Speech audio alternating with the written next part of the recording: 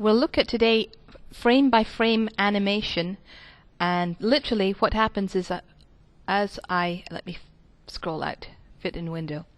As you move along each frame, you see the ant is animating.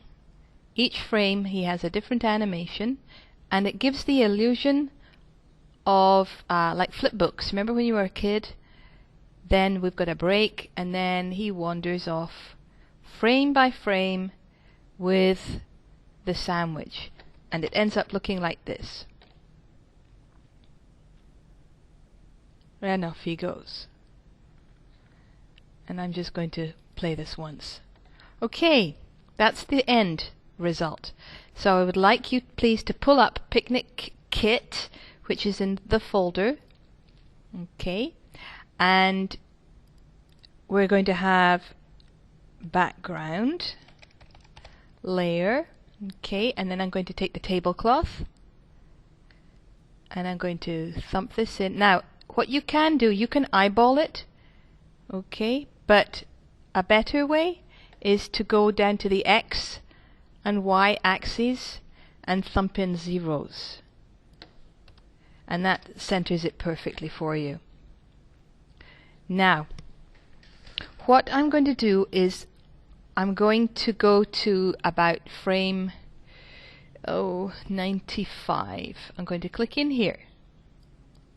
Okay, and then I'm going to go insert timeline, a frame, F5.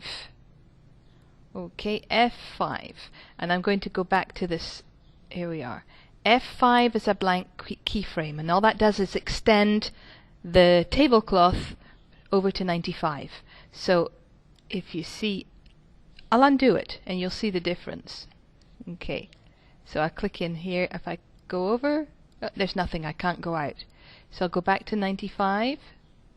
I'll put in my F5, and that way you can see it's not much of an animation, but you can see that the sandwich board, the tablecloth is visible throughout. Okay, so that's what an F5 does. Back I go. Right, now I'm going to lock that layer, and I'm going to add another one, and this one's going to be the ant. And you know, while I'm there, I'm going to go and get the sandwich too. Okay, I've got 3 layers. Now what I want to do is, if you notice, I'm going to go back to number 1. I'm going to highlight the ant and I'm going to drag ant in. Okay, and then you can see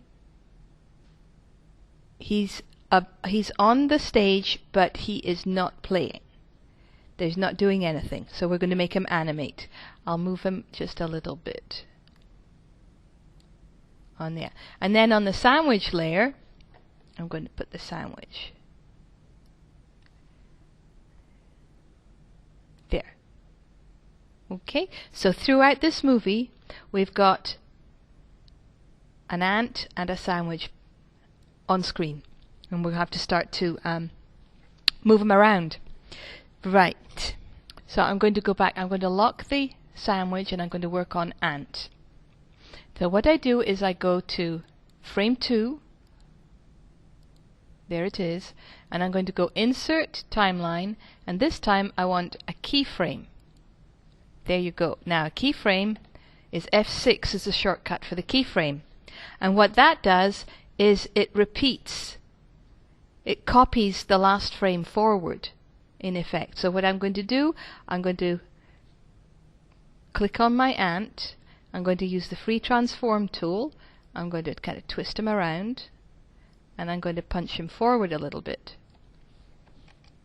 with my selection tool, move him forward. Then I'm going to go, oh, you know this, I put it on the wrong one. Right click, remove frames. I'll click in here, insert timeline, keyframe, F6. Okay, I should have done that. Okay, I cleared the keyframe on sandwich. So back to ant. So I've moved him along, F6, I move him along a little bit and I transform him round. Pull him down. Okay. Click in the next one, F6. Move him forward a little bit. Rotate. Or have him move any way you want. Now, this guy is the onion skin. And what that does is it's going to let you see what's been happening. Can you see I've got this effect? I'll go back here, take him over. You can actually see the trail very faintly. You can see the trail, and that gives you a better idea of, rather than eyeballing, F6, click, and move him around. So you can see the trail more easily, and that way you won't have to kind of guesstimate. Okay, and you're going to keep going like this, and I'll just come back, unless you particularly want to watch me, F6, and I'll move this around and we will twist him, and I'll come back when this is finished. So this is what I've got so far, and it looks like this. There. And he disappears.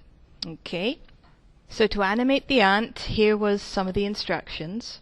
And remember, you're using F6 key. And then to do the sandwich, you're going to start this animation about 10 frames after the end of the ant animation. And then working on the sandwich layer, you're going to put a blank keyframe, start animating the plate forward, and then we're going to, I'll show you how to get rid of the ant so that it isn't visible when the plate starts moving. So here I am at my sandwich, and here I've got 40 frames of frame by frame animation, and then he disappears, and then about I've got 10 frames, maybe 5 or 10, 12 frames per second, so 10 frames is going to be 1 second pause. Okay. And I'm going to start working from here. But in the meantime, I'm going to go back to this ant, okay, and I'm going to insert a blank keyframe. There, blank keyframe. This is F7. And what that'll do is it means that the ant is invisible. Won't play anymore. For instance, if I move this, gone. See? No ant under the plate.